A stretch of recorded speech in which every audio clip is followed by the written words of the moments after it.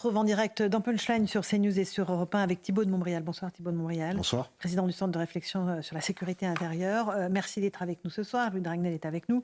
On va revenir sur ce qui s'est passé à l'Assemblée nationale concernant le projet de loi immigration. Au lieu de l'étudier, eh bien, les députés qui ont uni leurs forces dans les oppositions ont décidé de rejeter l'étude de ce texte, infligeant un revers à Emmanuel Macron et surtout à Gérald Darmanin. Est-ce que c'est à la hauteur des enjeux, et notamment des enjeux migratoires dans notre pays, Thibaut de Montbrial?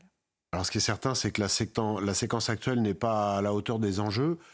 Si on prend un peu de champ, on se rend compte qu'il y a beaucoup de séquences qui ne sont pas à la hauteur des enjeux depuis un certain temps, sinon depuis un temps certain.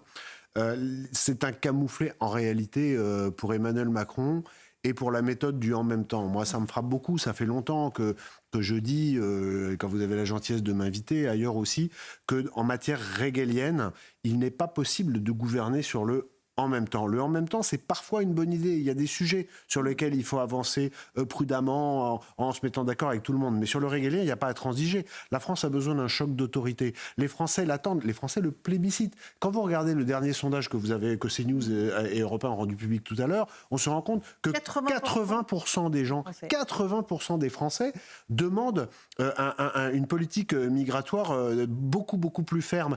Quel est le domaine politique où vous avez 80% de Français qui sont d'accord? À ma connaissance, il n'y en a pas d'autres. Et pourtant, on se retrouve avec des mois et des mois pour négocier péniblement un projet de loi et finalement à terminer de façon aussi navrante. Et pendant ce temps-là, Laurence Ferrari, et pendant ce temps-là, l'immigration clandestine explose en France.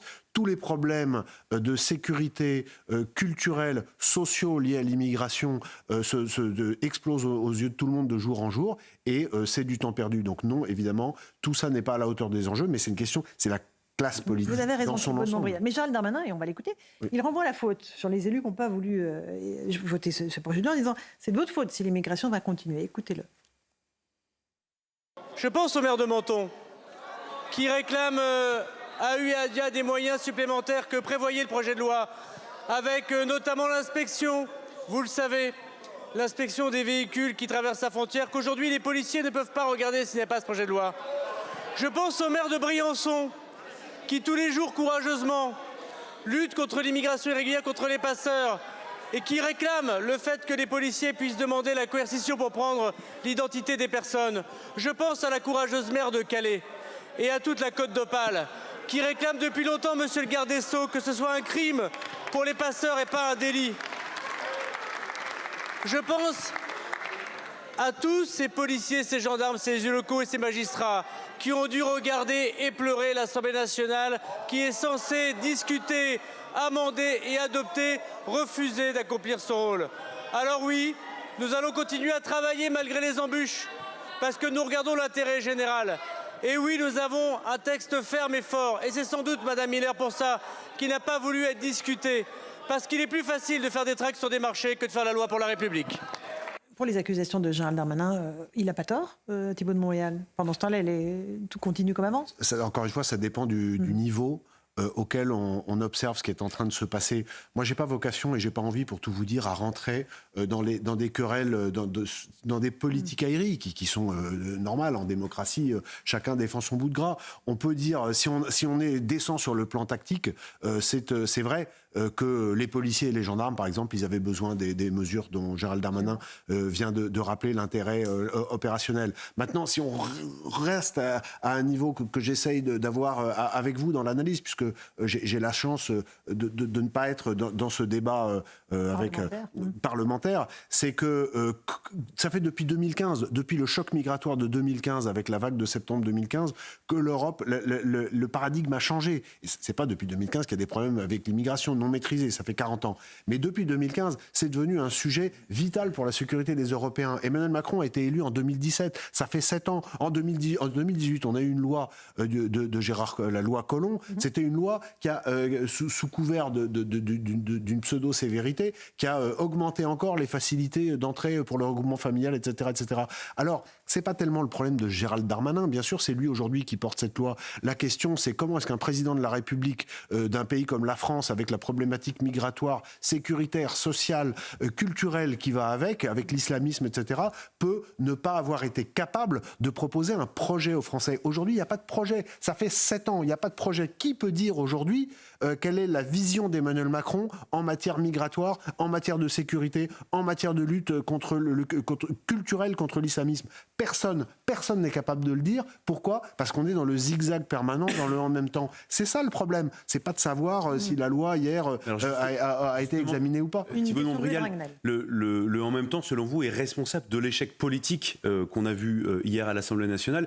Et pourtant, on voit la France est confrontée à une menace très forte, des risques extrêmement importants. Et le risque qu'on voit aussi de manière politique, c'est que Emmanuel Macron, finalement, se dise « Bon, bah, ce sujet est trop compliqué, on va passer à autre chose ».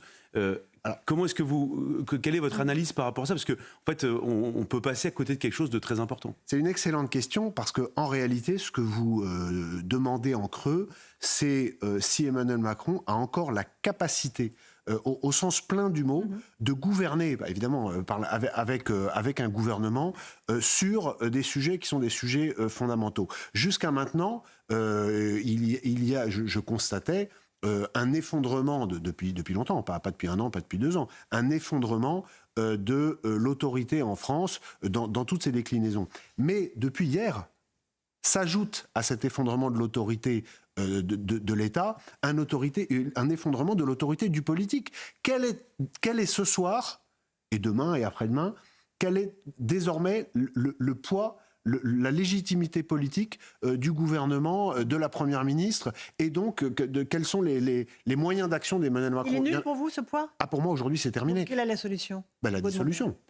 Oui, comme observateur, je regarde ce qui se passe, je me demande ce qui est possible. On dit Gérald Darmanin, est-ce qu'il démissionne pas? Je crois que la question, c'est pas Gérald Darmanin. Gérald Darmanin, il est ministre de l'Intérieur dans un gouvernement qui n'a pas de projet sur ces questions régaliennes et qui boite sur un en même temps qui ne peut pas fonctionner. Donc il se trouve que Gérald Darmanin, ça a été le symptôme. Mais moi, je ne pense pas que ce soit le responsable au sens large de ce qui s'est passé. Ce qui s'est passé, c'est l'impuissance de la politique d'Emmanuel Macron. Et donc, juste un dernier mot pour finir, parce qu'on est au cœur de quelque chose de gravissime. Pourquoi? Parce que pendant ce temps-là, les Français souffrent. Pendant ce temps-là, le peuple subit la violence, le peuple subit l'islamisme, le peuple subit cette politique de répartition cachée des migrants dans tous les départements de France, y compris les départements ruraux, avec des problèmes dans des villages de 500 ou 600 habitants. Ça, c'est la réalité. Ça, c'est la réalité que subissent les gens. Et donc, quand ils voient qu'on a un président de la République qui n'est pas capable de faire prendre par son gouvernement des décisions fortes sur des problèmes migratoires qui sont identifiés depuis des années, ça interroge d'autant plus, Laurence Ferrari, qu'on arrive à la période des Jeux Olympiques. Les Jeux Olympiques, c'est demain, c'est dans 8 mois. Et qui peut imaginer sérieusement que le gouvernement français actuel, quels que soient les membres qu'il compose, avec cette Assemblée nationale qui est paralysée, où les LR votent avec le LFI et le Rassemblement national sur des projets majeurs, qui peut imaginer que la maison soit suffisamment tenue pour qu'on puisse faire face aux défis sécuritaires et sociaux qui nous attendent avec les Jeux Olympiques? On va à la catastrophe politique. Donc pour vous, le chaos politique, en fait, profite au chaos de la société? Ça, c'est certain. Quand vous avez déjà du mal à maintenir l'ordre et la paix publique, et que vous ne le faites que grâce au courage extraordinaire des militaires de la gendarmerie et des policiers, eh bien c'est sûr que quand en plus vous avez une vacuité du pouvoir où plus personne ne respecte rien et où on n'est plus capable de voter, et en tout cas de débattre. C'est surtout ça, sur des textes importants, de créer les conditions du débat, vous vous rendez compte que ça risque d'être très compliqué. Thibault Montbrial, vous avez publié une lettre adressée au président de la République dans laquelle vous demandez un certain nombre de choses. Vous dites qu'il faut stopper l'immigration incontrôlée, il faut redonner du pouvoir aux forces de l'ordre, il faut renforcer l'autorité judiciaire. Vous proposez des solutions. Oui. Est-ce que vous avez eu un retour? Est-ce que vous savez s'il a lu cette lettre, s'il en a pris connaissance? Je sais qu'il l'a eu de plusieurs sources. Je ne sais pas ce qu'il en pense, il n'a pas répondu.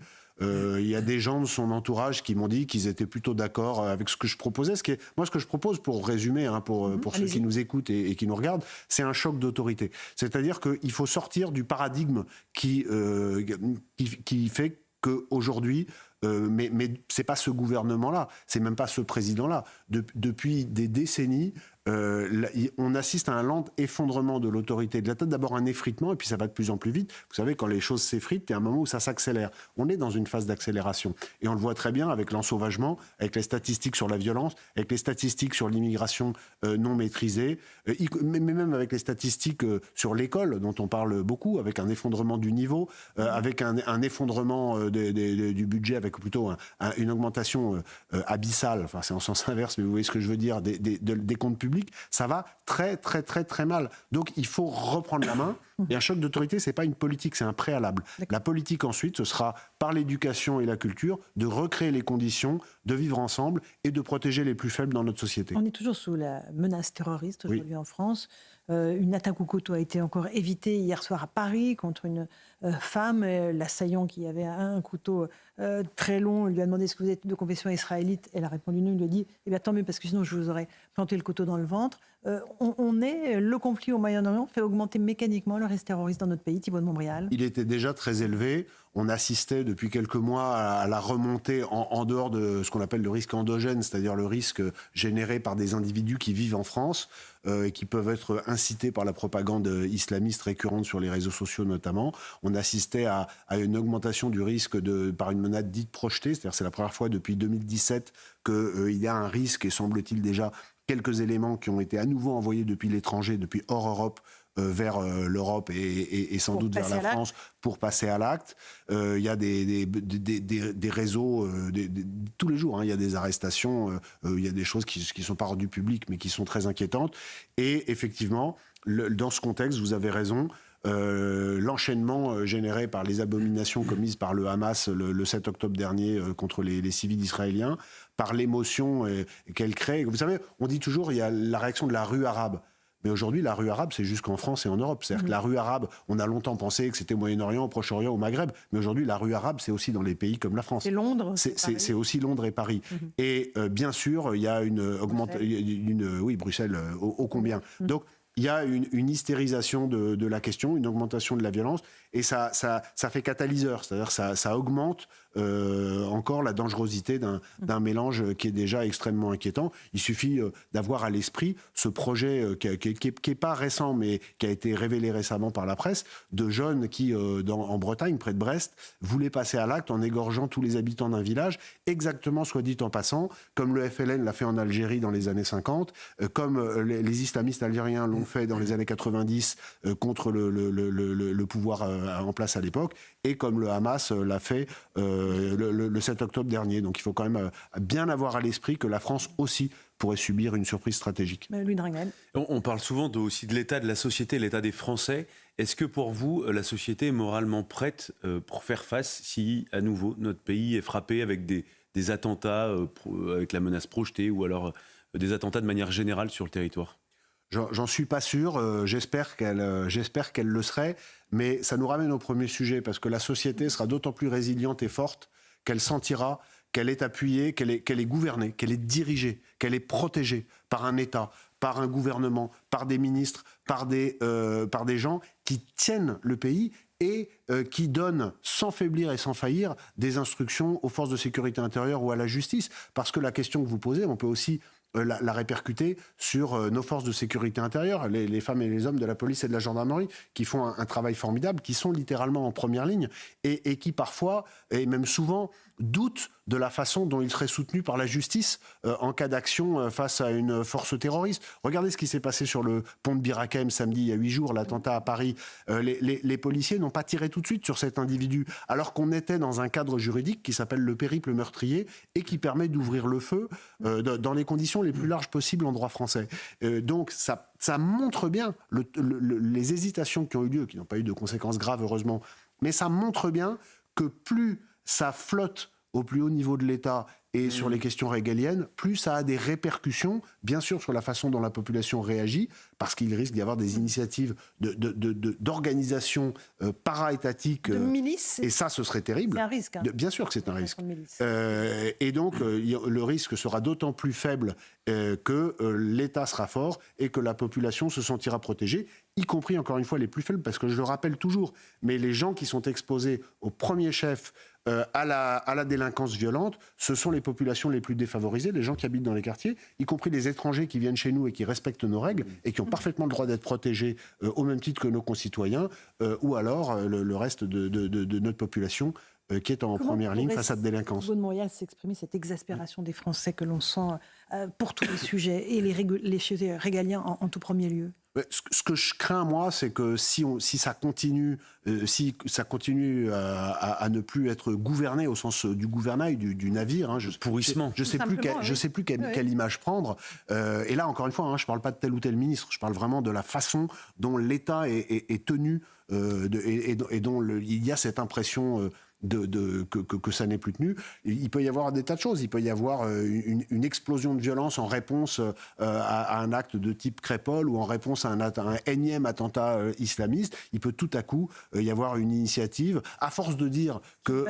oui, mais évidemment. Là, je suis en train je réponds à votre question. Qu'est-ce que je crains Par exemple, à force de brandir l'épouvantail de l'ultra-droite, alors que l'ultra-droite, pour l'instant, n'a jamais été dans aucun projet terroriste organisé sérieux, un jour pourtant, il va bien y avoir 3 individus illuminés qui risquent de passer à l'acte. Et ce risque-là, la meilleure façon de s'en prémunir, c'est bien sûr de surveiller les quelques dizaines de types capables de faire ça, mais ils le sont. Mais surtout, c'est que nos concitoyens ne soient pas désespérés et qu'ils sentent qu'ils sont protégés. Et encore une fois, que la maison est tenue, et elle est tenue depuis la Maison France, elle doit se tenir depuis l'Élysée. Et très sincèrement, aujourd'hui, ça n'est pas le cas. Et avec ce qui s'est passé hier à l'Assemblée, ça ne peut plus être le cas avec l'Assemblée élue en juin 2022. Thibaut de Montbrial était l'invité de Punchline sur CNews et sur Europe 1. Merci à vous d'être venu ce soir. Merci Louis.